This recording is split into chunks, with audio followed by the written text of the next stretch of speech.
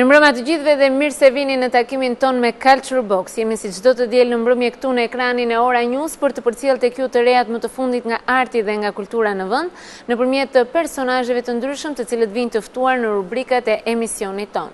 Do ta nisim me një herë emisionin e sotëm me rubrikën ton Profil, ku do të kemi të ftuar një personazh i cili në fakt tërë jetën e tij ja ka kushtuar letërsisë, ja ka kushtuar si redaktor, si drejtues i një shtëpie botuese të rëndësishme siç është Instituti i Dialogut dhe i Komunikimit. I ftuar pikërisht në emisionin ton Culture Box do të vi Piro Misha, që do të na njohë me titujt më të fundit që ka sjell për lexuesin shqiptar, por edhe me mjaft kuriozitete të tjera që kanë të bëjnë pikërisht me karrierën e tij në letërsi. Për më tepër, le të ndjekim materialin në vazhdim.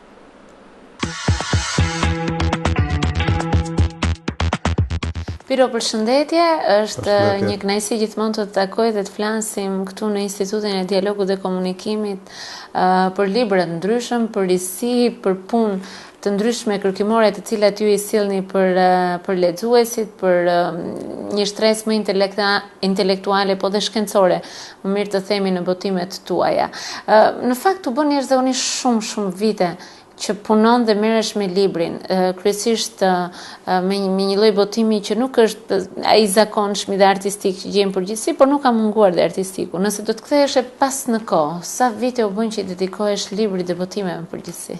Një jetë të faktikisht që kur i ri mbarova universitetin, studimin universitar dhe fillova punën në shtëpinë botuese në Franshëri me letërsinë e huaj, që atëherë me disa shkëputje të shkurtra, sidomos periudha kur qenë Fondacioni Soros për 7 vjet, gjithë jetën time ish kushtuar librit. Edhe në Fondacion Soros, madje kur isha, arrita që krahas programeve të tjera të zhvilloj programin e botimeve, që është një program i rëndësishëm që filloi në atë kohë, që kështu që mund të them që një jetë të tërë kam që merrem me librin, po s'kam penduar. Në këtë moment, IDK përpiqet të sjell një kolan dhe një seri librash të cilët i vlejnë shumë lexuesit shqiptar, libra të cilët deri më tani nuk kishin ardhur në gjuhën shqipe ose kanë ardhur të përkthyer keq dhe jo siç duhet. Cila ka qenë strategjia personale që ke ndjekur në përzgjedhjen e këtyre autorëve dhe këtyre librave për të pasur gjithmonë atë vëmendjen e publicistikës pak elitare dhe jo një publicistikë e një konsumi të përditshëm? Në fillim, vitet e para, IDK-ja është krijuar në vitin 2001, do të thonë tani jam për gati 13 vjet, 14 vjet që ekziston.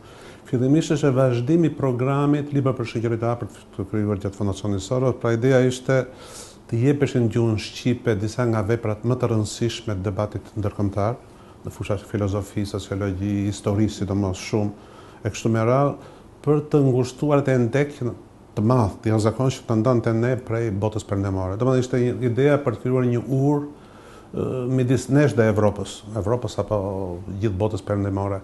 Shpesh kjo shoqërohesh, siç kemi biseduar shpesh bashkë, pasur rastin të bashkëpunojmë dhe me konferenca, me debate, po që kishte një lidhje midis asaj që botonim dhe asaj që realitetit. Dhe është dhënë një kontribut i rëndësishëm, dhe kjo është një nga ato drejtimet ku vazhdohet.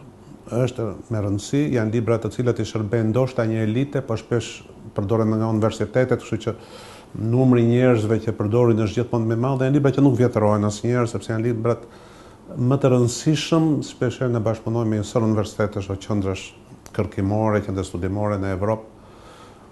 Tani, vitet e fundit, ndryshe nga që kemi vepruar më parë, ka filluar dhe kolana e letërsisë, gjithmonë një letërsi artistike, letërsi të zgjedhur, një letërsi elitare, por njëkohësisht dhe popullore, sepse letërsia e mirë mbeta gjithmonë letërsia e mirë, para në komercializma, që ato janë pjesë e botimeve, por ne gjithmonë kemi atë profilin ton, kështu që tani jemi diversifikuar. Po to janë libra të rëndësishëm të shkencave humane, të librave, por njëkohësisht kanë zënë një vend të rëndësishëm dhe janë duke e zënë gjithmonë tepër letërsia.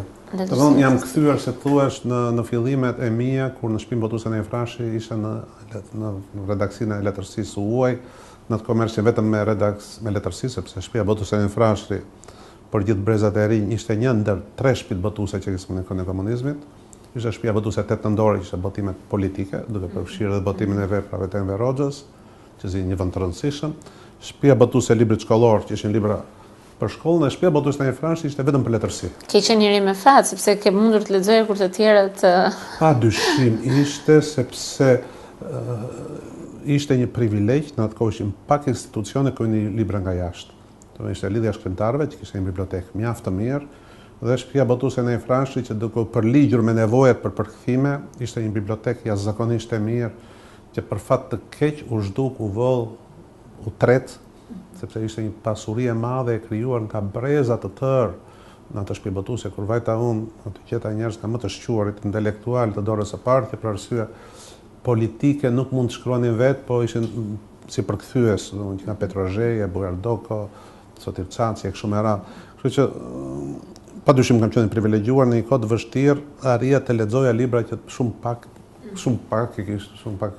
njerëz kishin mundësi të kishin të dispononin. Kthehesh pak në nostalgji me sa shoh, mendon që letërsia artistike e kohëve të sotme arrin të ketë atë magji që përballeshe në ato vite kur lexoje. Flas edhe nga mënyra e të shkruarit, ndoshta, ose nga mënyra e interpretimit. A ekziston akoma ajo magjia në letërsi? Janë kontekste shumë të ndryshme. Në atë kohë libri kishte një dimension krejt tjetër. Botoheshin pak, shumë mbaj mend që në atë kohë numri në fund të viteve 80, unë në vitin 90 u largova nga shtëpia botuese. Ishte 14 tituj në vit, për letërsi për të arritur, se kishte letërsi për fëmijë, por në atë kohë lexohej jashtëzakonisht shumë. Tirazhet ishin 25.000 kopje, 30.000 kopje, kurse sot një libër normal botohet 500 kopje. Dhe libri ishte një ngjarje sociale që diskutohej, libra shiteshin brenda një ore shpeshherë në Tiranë, në librari ishte një kërkesë e madhe, sepse letërsia ishte një nga dritaret e pakta krahas televizionit ku njerëzit mund shifnin jashtë. Kështu që ky ishte një kurresh që shkonte shumë tej letërsisë. Botohej letërsi e mirë, në varësi nga koha. Kishte momente që ishte vetëm në shoqëri letësi revolucionare, po momente që unë kam punuar aty përgjithsisht ishte një fat të punoja. Kishte shumë limite ideologjike, por njëkohësisht kishte edhe mundësi. Për shembull, ribotova 2 novelat Thomas Mannit që unë i kam përkthyer e kam botuar në atë kohë, Tristan dhe Mari dhe Magjestari, dhe më duket e habitshme se si janë botuar në atë kohë sot. Por sot jemi në një kontekst tjetër, sot botohet shumë më tepër. Ka dhe një gjë që në atë kohë ishte një traditë që për fat keq ka humbur ne mas të madhe, ishte një cilësi shumë e lartë e përkthimit. Ne kemi pasur një brez që unë mendoj akoma nuk ka zonë vendin e vet, shumë përpara se unë filloja punën në shtëpi botuese, që fillon nga Mitrush Kuteli, e radhë, që kishin krijuar një shkollë shqipe të përkthimeve, që ka një ndikim dhe ka pasur një rol shumë të madh në kulturën shqiptare. Tash është një fakti pak njerëz e dinë që nga vitet 60, kur është një moment i artë i përkthimeve, me janë 65-ën që pastaj fillon një lloj revolucioni kulturor, në shtëpinë botuese u angazhuan disa nga emrat më të njohur të kulturës shqiptare, shumë prej të cilëve edhe me probleme në biografi, kështu që për shembull Mitrush Kuteli ose Lazgosh Paradeci nuk mund të botonin vetë veprat e tyre, u bën përkthyes. Dhe këta kanë dhënë një kontribut të jashtëzakonshëm duke përkthyer kryeveprat të letësisë botërore, jo thjesht kulturor, por dhe gjuhësor. Të detyruar të përkthenin në Lufta dhe Paqja Sotir Çanci ose Mitrush Kuteli Shpirta të vdekur, duke dashur të japi një botë tjetër që ishte shumë e ndryshme nga ajo, dhe detyroshin të zhvillonin në format e shprehjes, ose Petrozheje, një përkthyes genial, vërtet që është i vetmi, ose nga paktat e këtij brezi që ka mbetur gjallë, Gjergj Afrim Koçi që është gjatë fundit, kështu që është një brez që nuk ishin thjesht përkthyes, por ishin njerëz që kanë dhënë një kontribut jashtëzakonshëm kulturor, do pata fat që fare i ri të formohesh në tutelën e tyre. Patën një ndikim të jashtëzakonshëm në shihet, në kërkesat. Dhe vazhdon. Sot është një gjendje krejt ndryshe, ajo shkollë e cilësisë së përkthimit, e redaktimit, e kontrollit të përkthimit, që krahas gjithë probleme ideologjike që kishte ishte një arritje për fat keq u xhb në një pjesë të madhe. Sot jemi në ndërgjegje personale, më mirë të personale, sipas anarkisë të tregut dhe në mungesë të një kritike që dhe vendetoj ç'është e mirë, ç'është e keqe, akoma vazhdojnë gjendje anarkike, kështu që lexuesit me të drejtë kanë një lloj dyshimi kur vjen puna e përkthimeve, se shpeshherë gjejnë kryevepra të përkthyera në mënyrë që duket e çuditshme pse një libër është kryevepër kur nuk arrin të dëgjosh asgjë.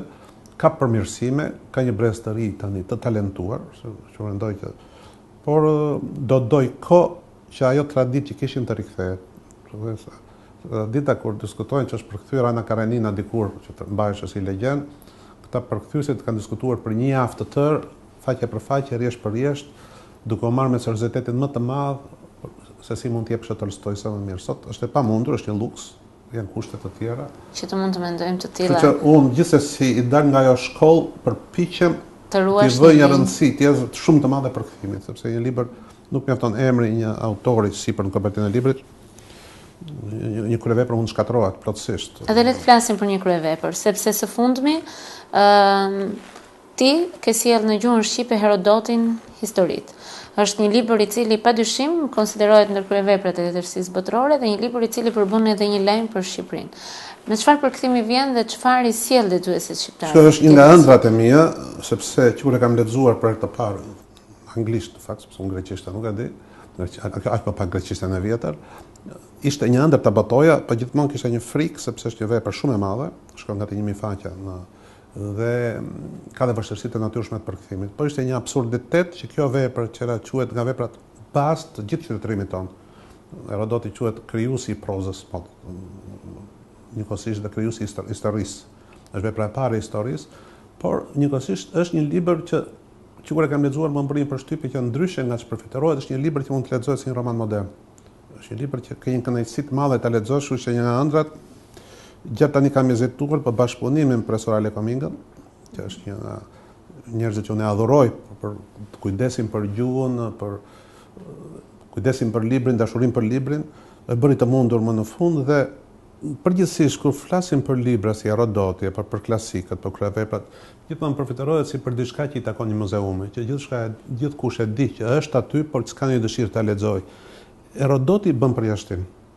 Bën përjashtim në radhë të parë sepse është shkruar bukur, është prozë, ndryshe nga poezia që ka gjithmonë një handicap shumë elitare, por për më tepër na jep një informacion të jashtëzakonshëm për një botë të tërë ku janë themelet e qytetërimit tonë. Është gjë që ta bitni këtë libër është sa afër ngjan në kohë. Kanë kaluar 2500 vjet kur është shkruar. Ka pasur dhe një arsye tjetër jashtë letrare, për të thënë vërtetën, po që është çik abuzuese në kohën e presidentit Bush. Ta shtuqytet neokonservator e konsideruan Herodotin si një lloj bible të tyre, kurse pas 11 shtatorit, sidomos, meqense te Herodoti sipas tyre ishte për herë të parë ravizoi përplaska midis Evropës dhe Azisë.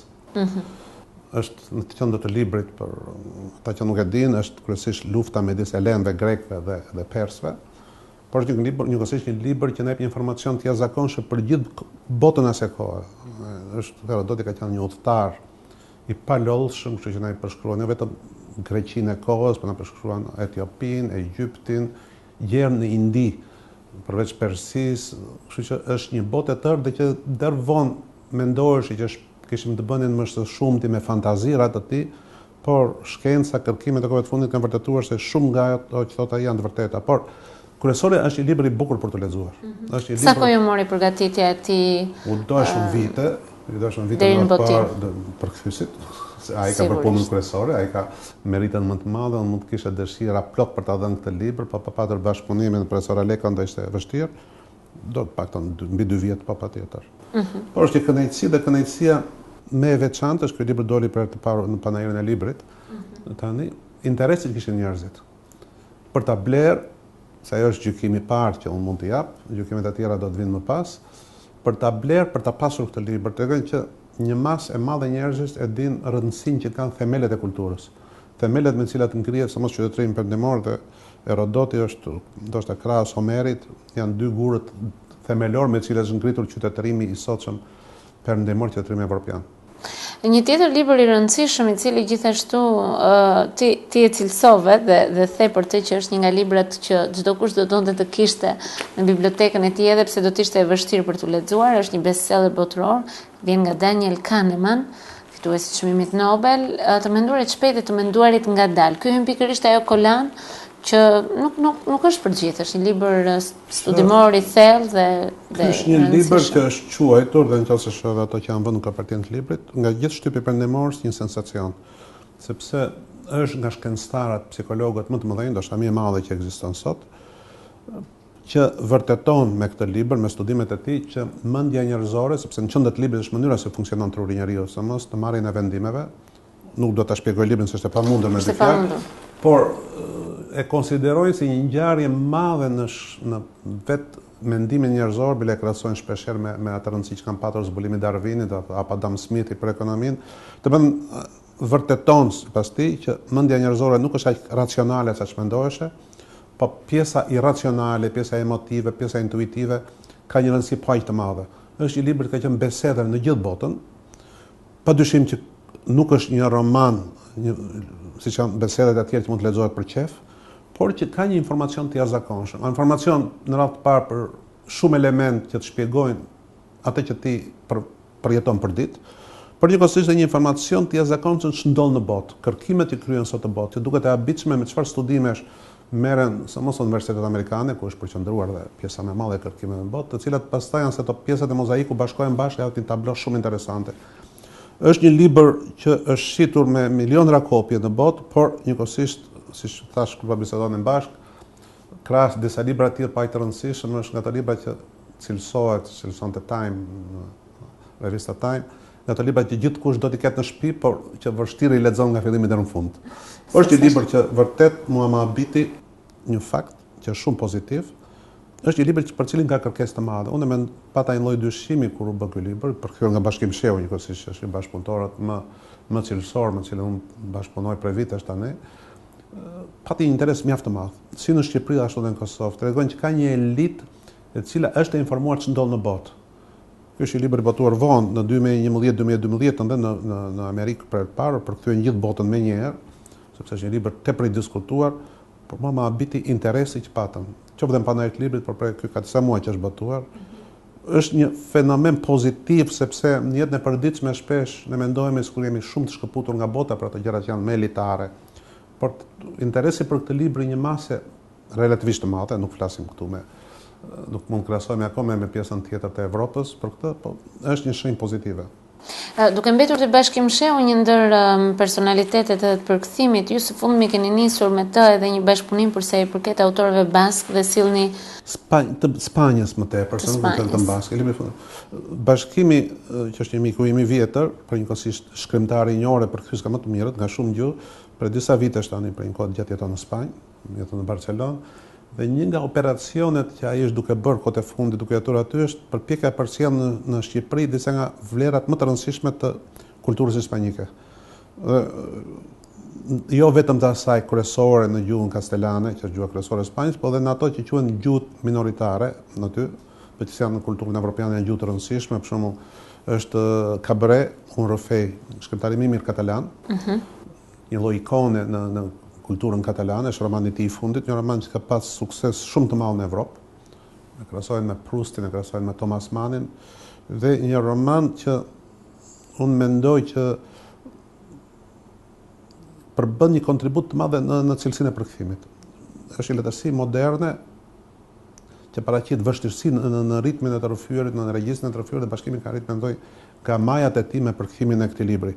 Kurse libri i fundit është një shkrimtarit më të mirë bask, Bernardo Achaga, ky sapo ka dalë tani, shkrimtarit më të suksesshëm e më të njohur bask në Evropë, është e vërteta është botuar në vitet 91 një vëllim tjetër me tregime të tij.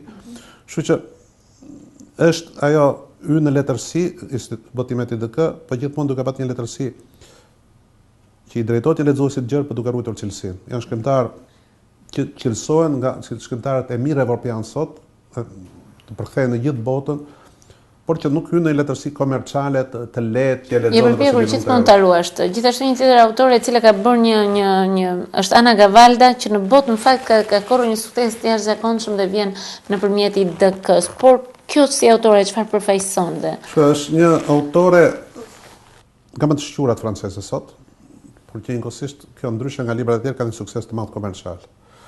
Dhe realisht para se ta lexoja, që vërteta unë kisha një lloj hezitimi, sepse gjithë librat e saj janë bërë me njërë filmat shumë suksesshëm, një shkrimtar i shitet shumë, është shumë e suksesshëm në gjithë botën, por kur e lexova librat e saj, kemi botuar 2, i fundit është të ishim bashkë vetëm kaq, përpara ashtu unë e doja, botuar para pak muajsh, është një shkrimtare që mua më pëlqen në mënyrë të veçantë. Një shkrimtare që jep botën e sotshme, botën moderne të të rinjve, dhe një shkrimtare që shkruan shumë bukur. Mua ajo idea filmat mjaft suksesshëm. Sa nga ty në fakt duhet pasur konsiderat. Jo, gjithmonë suksesi komercial do të thotë që nuk është letërsi e mirë. shpesh suksesi komercial nënkupton një letërsi të lehtë, një letërsi zbavitje, si për kaluar kohën. Në këtë rast Ana Gavarda është një letërsi vërtet e mirë, por njëkohësisht lexohet me shumë kënaqësi. Dhe kam pasur dhe një fat, kam pasur dy përkthyes mjaft të mirë, Tonika Omari, që është një nga dekanët e përkthimit, dhe ish shefja parë himja, që unë e doja, dhe Diana Çuli, që ka bërë një përkthim vërtet shumë të mirë me librin Të ishim bashkë vetëm kaq, është një libër shumë i bukur.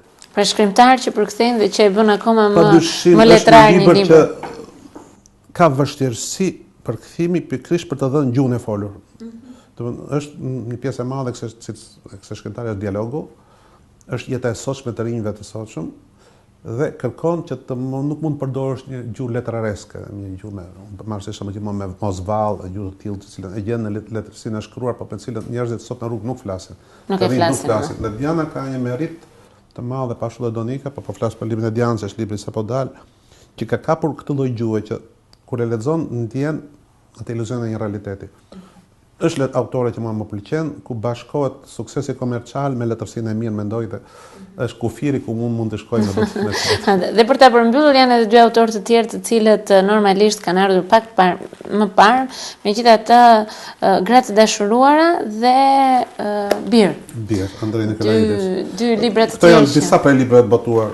Sigurisht ka shumë, por po flasim. Gratë të dashuruara është D. Lawrence, është shkrimtar klasik, ka shkrimtarët më të mirë të shekullit të 20 anglez dhe evropian, që është nga kryevepra e letërsisë angleze, e përkthyer nga një përkthyese vërtet me talent, me cilën kam bashkëpunuar shpesh, Ines Ekonomi, që është edhe në botën e televizionit, ka përkthyer edhe Lawrence, përveç Lawrence edhe Paul Auster para vitesh. Paul Auster, po trilogji. Është një shkrimtar që i bërë i famshëm për i dashur i Lady Chatterley, që bëri sensacion, por romani tim i mirë është padyshim Gratë të dashuruar dhe Bijtë të dashur. Është një roman interesant, dhe nga ato është gjithmonë në letërsi, si të në pikturë, si në muzikë, trashëgimia mund ndahet në dy kategori, ato që janë të rëndësishme për kërkesën e muzeumeve, rafteve të muzeumit, që duhet jenë aty sepse është historia e se si zhvilluar një zhanër i caktuar. Ka dhe libra që mbeten të gjallë. Fola për Herodotin, që është e njëjta gjë, është një letërsi që lexohet sikur shkruar sot. Në shumë aspekte është dhe më moderne se sot, për mënyrën e rrëfimit të historisë për shembull. Dhe Gratë të dashuruara është po kështu, një libër i shkrimtar që më ka pëlqyer në mënyrë të veçantë. Tjetër është Nikolaidis, është krejt e kundërta, është një nga fituesit e çmimit të Bashkimit Evropian për letërsinë, çmimi që mori Ben Blushi tani. Është malazes me një origjinë të largët shqiptare, që ishte kur erdhi këtu. Në origjinë nga Ziçishti, pa para disa brezës, e pastaj është vendosur në Maltëzi, në Bosnjë, në Maltëzi familja e tij. Është shkrimtar që shkruan për sot. Është letërsi e sotshme, letërsi e vendeve fuqinje. Kështu që mendoj që një nga operacionet që është e rëndësishëm që më jam munduar të bësh me IDK është pikërisht të koordinoj për sa i takon letërsisë, përkthimin e letërsive të mëdha, por njëkohësisht për treguar që letërsia nuk është vetëm letërsia amerikane, angleze, franceze apo gjermane, që dominojnë 90% të tregut këtu, por edhe vende të tjera.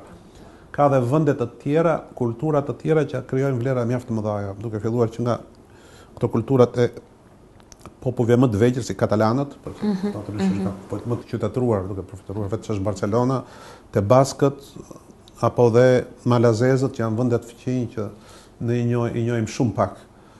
Kështu që këto janë drejtimet që besoj do vazhdojnë në të ardhmen, që paraqisin sfida, se shpeshherë kur boton autor si Nikolaidis, për shembull, lexuesja ka pak vështirë, ka një lloj dyshimi, sepse është mbështetur vetëm pa autorët bestseller amerikanë e angleze. Ose pra nuk është tamam pak me dyshim sot. Një libër shumë i shqetësuar. Por njëkohësisht mendoj që është e rëndësishme në komunikimin ton me popujt e tjerë që bota nuk reduktohet thjesht në 1-2 letërsi, që kanë mundësi e promovimit, të marketingut, të jashtëzakonshëm, të një gjuhë që tani njohin gjithë siç është anglishtja, është po aq e rëndësishme të jepen edhe këto letërsitë e vogla, të cilat është qëllimi realisht i projektit të Bashkimit Evropian, që ka një projekt tepër të rëndësishëm në fushën e përkthimeve sot, që të nxjisë trashëgiminë më të mirë evropiane, por njëkohësisht dhe promovimin e këtyre letërsive të vogla, gjuhëve të vogla, të cilat kanë vërtetësi objektive përkthimi, siç është shqipja. Por që njëkohësisht krijojnë një kryevepra, kështu që janë dy drejtimet, mendoj që të vazhdojnë botimet e EDK, padyshim në fushën e shkencave humane, duke dhënë ato gjëra që janë të rëndësishme. Mund të përfitoj nga rasti, për shkakun që tani botimi do nxjerrë së shpejti fare, janë 2 libra, një është tepër i rëndësishëm i një studiuesi anglez, studiuesi amerikan po të botuar nga Cambridge University Press, një studim e arkivave otomane të fundit për rëndësit otomane që ka të bëjë me fatin e shqiptarëve që kanë ikur në Turqi. Është një libër për një faqe krejt të re të historisë tonë. Sepse nuk është më ai perceptimi i parë nga prej nesh, po çka ndodh me këta njerëz pasi ikin në Turqi, në bazë të arkivave të Ministrisë së Brendshme otomane në fund perandorisë, dhe një shkrimtar Giorgio Basani, një nga shkrimtarët kopshti i Finci Kontinëve, një nga shkrimtarët më elegant që mua ka pëlqyer në mënyrë të veçantë gjithmonë të lehtësisë italiane, për lehtësisë botërore, që janë libra që do të dalin tani së shpejti, janë krejt të kundërt, por të së bashku duke bashkuar këto 2 kolona, historinë, shkencën otomane, letërsinë më të mirë, krijojnë atë profil të veçantë besoj të botimi IDK. Që jeni përpjekur ta ruani prej vitesh. Që përpiqem është e vështirë, sidomos kur ke të bësh me rregullat e tregut. Shpeshherë për librat që botohen mundohem të gjejmë në financimet e huaja, sepse ato është e pamundur për shkak të botosh një libër si Kahnemani, sepse ka shpenzime të jashtëzakonshme fillestare. Për fat keq që nuk është e mundur gjithmonë, por krijon një profil ose ke ndjesinë që jep një kontribut që është i domosdoshëm për një kulturën shqiptare. Edhe të qëndrueshëm. Të qëndrueshëm se janë libra që 90% nuk vjetrohen kur. Kjo është e rëndësishme. Ka libra që i lexon dhe pastaj nuk e nevojë të mbash në bibliotekë, sepse e ke lexuar e mbaron, siç janë shpesh me pjesë madhe të bestsellerave, bestsellerë thjesht komercial, e bestsellerë. Por ka dhe libra të cilat njeriu ndjen nevojë të ketë sepse mund t'i duhen edhe fëmijëve me radhë, do të janë pjesë e bibliotekave. Trashëgimi. Piron, të falenderoj. Më vjen mirë që folëm për botime kaq të rëndësishme dhe interesante dhe do të kemi kohë të flasim edhe për tjerat. Faleminderit.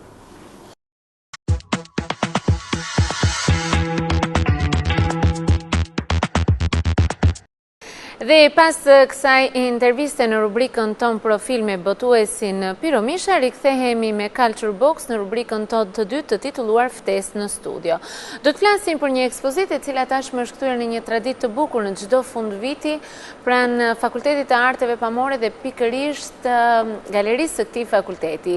Është një ekspozitë e cila titullohet Udhët dhe për të katërtim vit radhazi sjell emrat më të njohur të artit figurativ shqiptar, njëkohësisht edhe pedagog në Universitetin e Arteve pikërisht në këtë fakultet, të cilët zgjedhin, le të themi, punimet e tyre më të mira për t'i sjellë ata për publikun e gjerë, por edhe për studentët. Të ftuar në studion e emisionit Culture Box kam kuratorin e kësaj ekspozite, zotin Ermir Hoxha. Përshëndetje, mirë se erdhe. Përshëndetje. Udhët 4, ashtu siç edhe thash, është kthyer në një traditë, por cila ishte fillesa e kësaj ekspozite dhe pse nisi si një nevojë për të sjellë këta pedagog me artin e tyre në një galeri e cila më së shumti në fakt shfrytëzohet edhe për studentët për gjatë gjithë vitit. Po, është e vërtet. Në fakt ky është edicioni i 4. Ekspozita ka nisur para 4 vjetësh. Ishte një nismë nga pedagogu Genc Mulliqi, i cili në programin Qyteti i Arteve në atë vit vendosi që të ngrinte një ekspozitë duke prezantuar punët e pedagogëve. Qëllimi i tij ishte përafrimi i pedagogëve me studentët si krijues. Ishte një format jo fort i ri, një format që ishte përdorur disa herë tjera, por kjo ishte një nismë e cila unë besova, e cila unë më duk mjaft interesante dhe mendova që ta vazhdoja. Ta vazhdoja si një format të përvitshëm. Kështu mbanin pak të mobilizuar vetë edhe klimën artistike në shkollë, edhe një lloj dialogu të nisur, i cili do rivitalizohet çdo vit nëpërmjet studentëve dhe pedagogëve. Këta pedagogë në këtë ekspozitë paraqiten me punime të cilat ti i përzgjedh në studiot e tyre. Pra nuk janë domosdoshmërisht punime të cilat ndërtohen për këtë ekspozitë, por ka edhe punime të tilla të cilat bëjnë enkas për udhët apo jo? Po, në fakt dialogu me pedagogët nis disa muaj më përpara, cili prej tyre përzgjedh një punë të cilën e sjell në ekspozitë, është pak e vështirë ndërtohet një ekspozitë e tillë me tematik. Ne në fakt jemi drejt një nisme të tillë, të shkojmë ndoshta më vonë në ngritjen e një ekspozite pikërisht mbi një temë edhe me një kurator të përcaktuar qartë që më përpara. Po tani ky format është ai format që po reziston më tepër. Është pra formati i mbledhjes punëve dhe i prezantimit tyre në sallën e galerisë FAP. Në këtë vit unë nuk isha në pozicionin e kuratorit të mirëfillt, isha në pozicionin më tepër të koordinatorit. Me pjesën kuratoriale të brendshme të ekspozitës u mor pedagogja profesoresha Najada Hamza, bashkë me pedagogun Erdian Kapo. Unë isha më tepër në pjesën teknike të ngritjes së eventit. Po shohim në sfond disa nga punimet e kësaj ekspozite, pra? të cilat janë prezantuar këtu për publikun? Ajo që ishte e veçantë? Ajo që ishte e veçantë në këtë vit është pak a shumë ajo që ne tentojmë gjithmonë të sjellim, është pjesë nga krimtaria më e fundit e vetë pedagogëve. Ata duke qenë gjithmonë prezent në artin shqiptar, janë dhe disa nga emrat më të konsoliduar të artit të prezent të artit në Shqipëri, në kryeqytet. Një pjesë e tyre janë duke konsoliduar karrierën sepse janë në proces të ndërtimit të saj, një pjesë e tyre janë tashmë në një fazë të konsoliduar të karrierës. Pra, është një ekspozitë që performohet nëpërmjet disa gjuhësh të ndryshme, përveçse disa mediumesh. Duke qenë e tillë ka shumë forma brenda vetes dhe gjithmonë mbetet eklektike, mbetet e ndryshme, mbetet edhe e freskët, pse jo. Në fakt, një pyetje e cila mund të lindi natyrshëm, pse titullohet pikërisht Udhët? Nisi udhët dhe mbeti e tillë, apo ka një kontekst në të cilin ndërtohet kjo ekspozitë mbi këtë emër? Mendoj që kjo është një pyetje që unë me thënë drejtën mendoj që është për të orientuar më tepër atij që nisi me këtë titull. Ti po e vazhdon prej vitesh? Unë po e vazhdoj për vites. Po në fakt mua titulli më pëlqeu, mendova që Udhët është pikërisht edhe ai lloj rrugtimi që kanë artistët në jetën e tyre përgjatë kohës, përgjatë vitit. Unë jam edhe pak fan i traditës, qoftë edhe për formatin që ka Galeria Fab. Vetëm kjo ekspozitë nuk është pjesë traditës, janë shumë ekspozita që ndërton në Galeria janë pjesë e një tradite dhe unë besoj shumë që një tradit konsolidon edhe shpirtin edhe fizionominë e një galerie, sepse ne përveç ekspozitës Udhët kemi edhe ekspozitën Urë me Traharqe që është çdo vit që përcaktohet, ose janë gjithë ekspozitat e ateljeve që prezantohen në fund vitit. Dhe nëse gjysma ose 3/4 i produktit që galeria ofron çdo vit është e konsoliduar qartë në një format të caktuar, atëherë galeria ka një fizionomi solide. Përtej tyre janë gjithë ekspozitat e tjera pastaj që atashohen kësaj strukture, janë ekspozitat që i ofrohen vazhdimisht nga artistë që vijnë nga jashtë galerisë, janë artistë të rinj ose të moshës më të madhe, cilët prezantohen shpesh me ekspozita ose në grup ose ekspozita personale. Ne po tentojmë të japim një lloj kontributi për gjithë panoramën artistike në kryeqytet, po pa humbur identitetin tonë. Kështu që besoj që kjo ekspozitë është një nga ato element kyç të prezantimit të pikërisht të këtij mesazhi. Nga ana e kritikës, sepse nuk është se do të bëjmë një kritik mirëfillt, sepse kjo është një ekspozitë e cila në vetvete përpiqet të sjellë një qëndrim të përbashkët, por duke qenë se njeh nga afër këta pedagogë, njeh punën e tyre, njeh atë që sjellin në art, a mund të ketë dikë në mënyrë të veçantë i cili këtë vit ka patur një risi, një veçanti në punën që ka prezantuar dhe mënyrën se si e ka sjellë atë? Pjesa e madhe e pedagogëve, sidomos pedagogët që janë në moshën e mbi 50 ato themi që janë futur pra në atë pjesën që quhet pjekurisë artistike, ato kanë pak ndryshime në ato që propozojnë. Çka është edhe tetë e natyrshme në pjesën e strukturës së cilit artist. Disa prej tyre janë në kërkim të diçkaje të re, siç është për shembull vepra e profesorit Ardian Sufi në këtë vit që është pak shumë ndryshe se sa ka qenë zakonisht. Duke njohur mirë punën e artistëve, ishte një punë që është bërë në bashkëpunim me të bien e vet, është një punë tetë më ndryshe nga që jemi mësuar të shohim nga ky artist, ndërkohë që të gjithë artistët e tjerë që janë edhe pedagogë më të rinj, që janë pedagogë të jashtëm ose të brendshëm në Fakultetin e Arteve të Bukura, ato janë ato që japin po themi atë pjesën më e freskisë ose rivitalizimit vazhdueshëm të ekspozitës. Pikërisht sepse nuk e kanë ndërtuar akoma, nuk e kanë arritur akoma pjesën e pjekurisë artistike, por janë duke ndërtuar atë. Dhe jo duke ndërtuar vetëm në format, por edhe duke tentuar në mediume të ndryshme. Dhe ato njëherë sjellin foto, njëherë sjellin video, njëherë sjellin instalacion. Dhe është ajo që pikërisht bën edhe surprizën e madhe në ekspozitë. Pra edhe unë kur jam duke ngritur ekspozitën ose duke mbledhur punët, jam akoma në një lloj pikpyetje se çfarë rezultati do kemi final. Siç po thoya edhe më parë, jemi në një fazë ridiskutimi për ekspozitën në çfarë formati do vazhdoj, do të tillë apo do bashkohet me mediumeve. Çdo qoftë është një diskutim i brendshëm i joni që çdo qoftë do garantoj besim kreativ, sido që ti do të sjellë diçka më të mirë dhe diçka të veçantë. Me studentët janë bërë pjesë e kësaj ekspozite, janë ndërtuar mbi të debate, të cilat mund të krijojnë edhe një lloj qëndrimi ose një lloj diskutimi mes punëve që pedagogët prezantojnë apo diçka më tepër. Në fakt, qëllimi i ekspozitës, qëllimi i parë ky është ndërtimi i dialogut. Studentët përballen me pedagogët e tyre. Ato përballen çdo ditë me ta, përballen në atelje, vetëm se janë në një raport shumë të ndryshëm. Kur studenti që po krijon dhe pedagogu që mban qëndrimin ose e orienton atë drejt rrugës më të personalizuar. Ndërkohë që kjo ekspozitë ato i prezanton totalisht në një mënyrë tjetër. Prezanton në një hapësirë ekspozitive, kur nesër pas nesër ato mund të jenë edhe si kolegë me njëri tjetrin, dhe studentët njihen me pedagogët si artistë. dhe ato që janë njohur deri më sot rinjihen nëpërmjet veprës së fundit. Pra dialogu është shumë i thellë. Dhe ky ishte qëllimi i parë i ngritjes së ekspozitës përpara 4 viteve. Mbetet akoma në esencë qëllimi primar i saj. Dhe si tillë do vazhdoj të jetë besoj edhe esenca e ekspozitës. Për secilin pedagog pastaj ky dialog është i ndryshëm, është një dialog që varet edhe nga natyra e tij ose varet nga natyra e punës, sa lidhet studenti me pedagogun nëpërmjet veprës ose jo.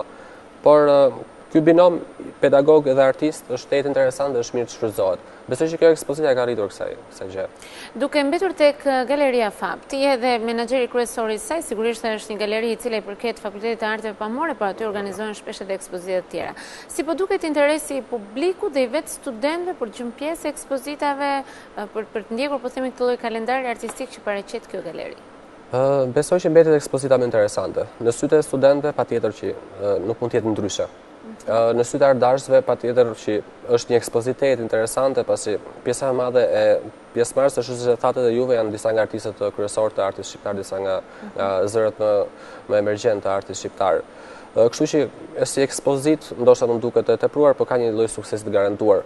Për studentët është gjithmonë është edhe pranë institucionit, është një dritare më shumë për të parë se si po krijojnë artistët e sotëm, si po krijojnë pedagogët e tyre. Për ardhashësit shikojnë disa prej emrave më kryesorë të artit shqiptar. Kështu që është një ekspozitë që ka një jahon të jetë të garantuar, të vazhdueshme. Sa do të jetë e hapur kjo ekspozitë dhe ekspozita është deri të premten. Ishte 10 ditë që ndroi e hapur. Dhe pasaj cili do të jetë projekti i radhës në Galerinë Fab, çfarë projekti artistik do të shpaloset aty? Sipas kalendarit, me datë 15 dhjetor, galeria pret artistin edhe pedagogun njëkohësisht Edmond Gjikopulli, i cili realizon një ekspozitë personale, e cila do të jetë një ekspozitë ndahet në 2 galeri. Është edhe te Galeria Fab, është edhe te Galeria Zeta. Është një projekt personal i artistit. Besoj që aty do i takoj që të flasim më gjatë për të. Ne jemi në pritje të këtij eventi. Të falenderoj shumë, Ermir, dhe shpresoj që njerëzit shkojnë ta vizitojnë sepse është vërtet një ekspozitë mjaft interesante.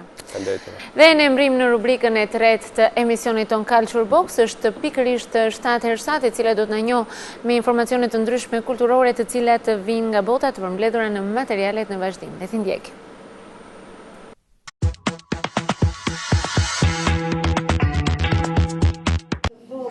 Zdravka Evtimova, shkrimtarja nga Bullgaria, është fituesja e çmimit Ballkanika 2013, i cili u zhvillua në edicionin e tij të 20. Stories from Pernik është romani fitues i cili do të përkthehet në 7 gjuhë ballkanike. Fituesja e çmimit Evtimova ka lindur në 24 korrik të vitit 1959 në Bullgari dhe është shkrimtare e letërsisë bashkëkohore. Ajo njihet jo vetëm si shkrimtare, por edhe si një përkthyese letrare poliglote në anglisht, frëngjisht dhe gjermanisht. Kryetari i jurisë së Ballkanika 2013, Vahtel, i cili shpalli dhe fituesin e çmimit të madh në fjalën e tij, theksoi se zëri i saj dhe perspektiva narrative e romanit të saj ishin 2 arsyet pse u përzgjodh nga juria si fituese.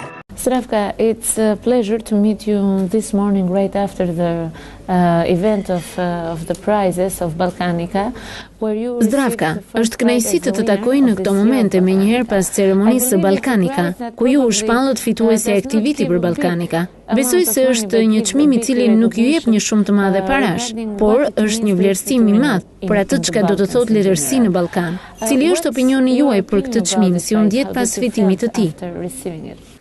I was very, very happy after I received the prize because, well, money doesn't really matter when you have a literary prize. Isha shumë e lumtur pas marrjes së çmimit sepse parat nuk kanë rëndësi të madhe kur ti merr një çmim letrar. Mendoj se një shkrimtar ka të drejtë të quajë veten e tij shkrimtar apo shkrimtare, kur ai arrin t'ju heqë dhimbje njerëzve e të sjellë lumturi, ose t'ju marr lexuesve të tij këtë dhimbje e ta shndërrojë atë në gëzim dhe paqe. Kjo është ajo që ka rëndësi e të bën një shkrimtar dhe jo parat. It is what makes a writer, not the money. I know money is very important. I work very hard for my money. I translate. Unë di se parat janë shumë të rëndësishme.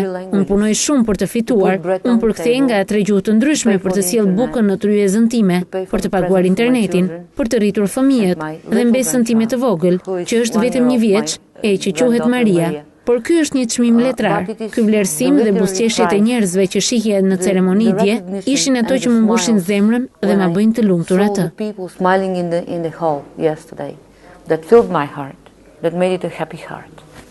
Është e rëndësishme të fitosh çmime, por besoj shumë e rëndësishme që njerëzit të lexojnë tregimet e tua. Kjo është një mundësi më e mirë që të publikoheni edhe në më shumë vende të tjera ballkanike, pasi ju jeni shumë e publikuar në Shtetet e Bashkuara të Amerikës, në Angli apo vende të tjera.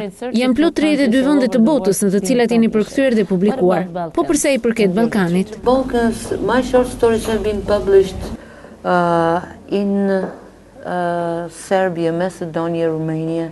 Në Ballkan tregimet e mia janë publikuar në Serbi, Maqedoni, Rumani, Greqi dhe Turqi gjithashtu, por në fakt nuk janë publikuar shumë prej tyre. Ashtu si e thatë edhe ju, është e drejtë që historitë të jenë të vërteta. Kjo përbën që këto tregime të kenë jetëgjatësi. This is when the short stories have life of their own. And this is what makes me happy. I don't want success for myself. Kjo është që më bën të lumtur, pasi unë nuk kërkoj sukses për veten time. Dua sukses për tregimet e mia dhe sukses për një të tillë, do të thotë t'ju jap kurajo lexuesve.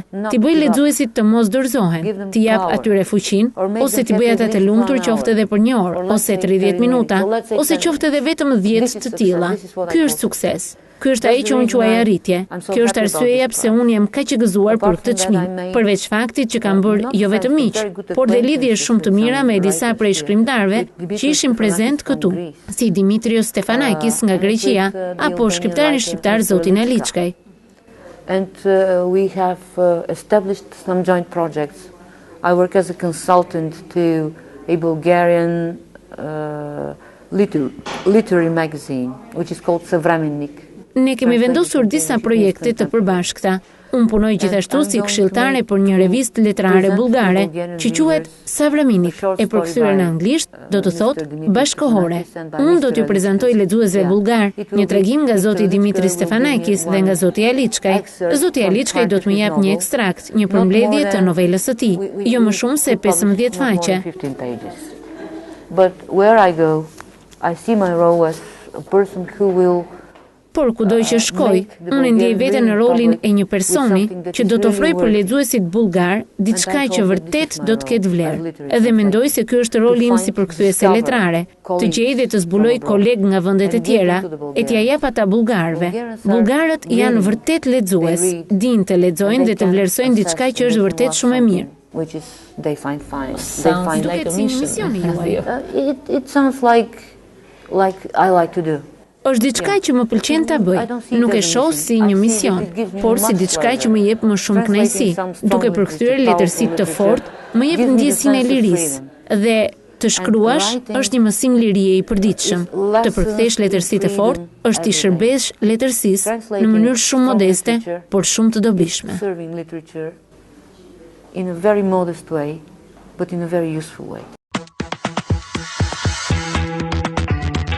Mbyllën çmimet ballkanika, një nga, po themi, mos të themi eventi më i rëndësishëm për letërsinë në rajonin e Ballkanit, ku vlerësuar një ndër autoret vërtet të spikatura ballkanike, Bullgaria Zdravka Eftimova, një autore e cila është përkthyer në 32 vende të botës, por fare pak në Shqipëri vetëm një libër i saj ka mundur të vijë tek lexuesi. Sipas teje, ndër ata që ishin konkurrentët kryesor, si anëtarë juristë së këtij, po themi, çmimi të rëndësishëm, çfarë dalloi Zdravkën nga autorët e tjerë që u prezantuan këtu? Së pari në këtë konkurim, unë kam shumë vite si anëtare jurie, mbi 10 vjet, po bëhen tani, gjithmonë vinë autorë shumë të mirë. Vinë autorët më të mirë të Ballkanit, sepse i bie që Juria Nacionale, që është në çdo vend, përzgjedh më të mirin që ka ato 2 vjetët e fundit. Dhe Zdravkën unë e njihja si shkrimtare që përpara, se nuk ishte era parë që vinte në Ballkanika. I kisha lexuar librat e saj dhe më përpara, dhe që kur e pash emrin e kuptova që konkurimi midis shkrimtarëve do të ishte i vështirë, sepse edhe shkrimtari grek, edhe shkrimtari serb, edhe shkrimtari maqedonas ishin të gjithë me një CV mjaft të pasur.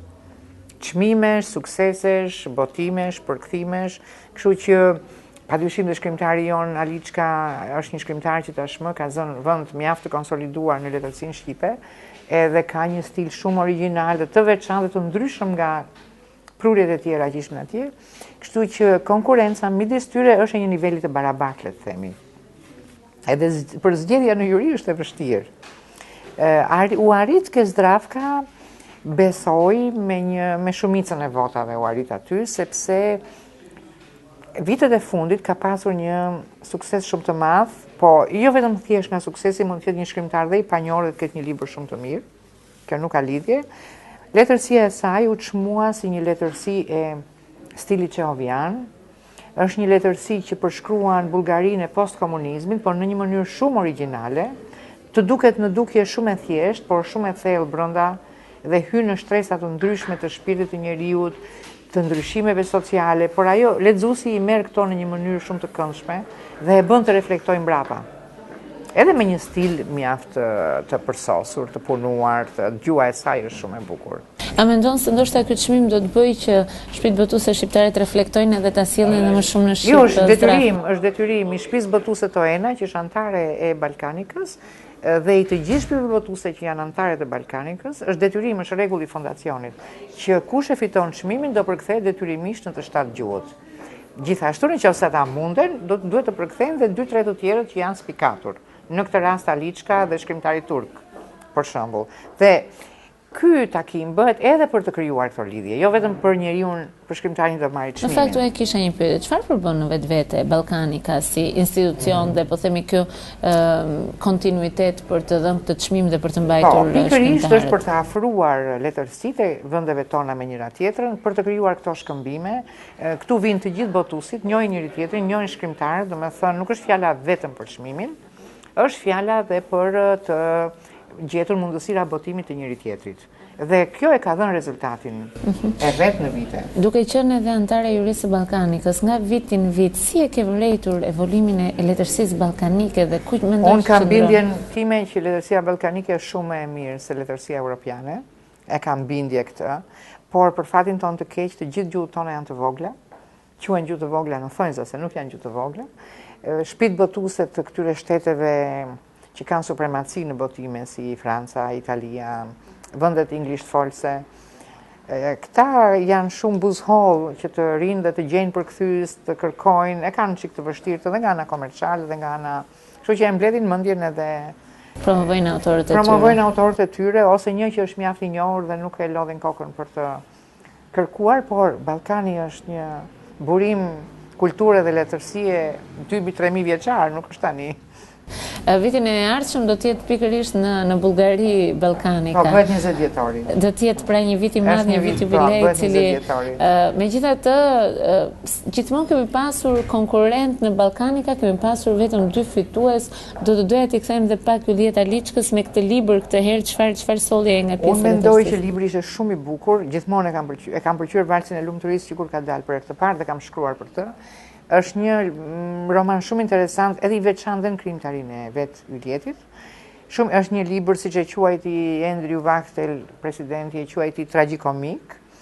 Për mua nuk është thjesht tragjikomik, është një libër me një dimension human mjaft të thellë, sepse ai fillon me një pak lehtësi të duket në fillim, sepse të bën pak për të qeshur, ironia, ajo situata gjysmë komike që njerëzit janë, dhe ai vetë ka ndërtuar situata që ti fillon dhe buzë qesh, duke vuajtur për vuajtjen e njerëzve që kanë hyrë brenda, por pastaj e gjithë kjo shndërrohet në ndjekjen e fatit dhe libri ka përnxjerr ngjarjen.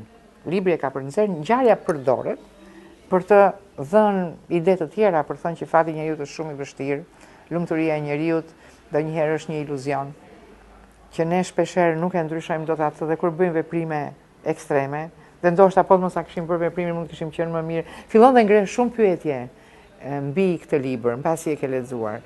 Edhe kjo më duket mua që është gjithë thelbi mjaft i rëndësishëm i romanit të Aliçkës. Të vjen keq që duke qenë pjesë e jurisë nuk e mundur të jesh vetë konkurrente. Mendova se fakt që nuk e mori. Që nuk e mori Julieti, patjetër. Më erdhi shumë keq sigurisht, sepse patjetër doja që të fitonte shkrimtari shqiptar për vlerat që ka. Por thash, ishte një konkurrencë midis të barabartëve dhe aty në sekondën e fundit një vot prish gjithë ekuilibrin dhe megjithatë, prapë më vjen mirë që një shkrimtare e mirë, domethënë nuk u bë një lobim për një miqësi ose siç na ndodh neve këtu shpesh, por fitoj letërsia e mirë, dhe kjo është prapë e rëndësishme, se i jep reputacion edhe... I më sheti njërë kësaj pyetje, vjen keq që duke qenë juri nuk mund të ish konkurrente në këtë çmim? Ndonjëherë mendoj këtë gjë, po Shumë e rëndësishme. Nuk e mendoj shumë, sepse varet se si... Diana, të falenderoj, uroj suksese. Edhe unë, mirupafshim.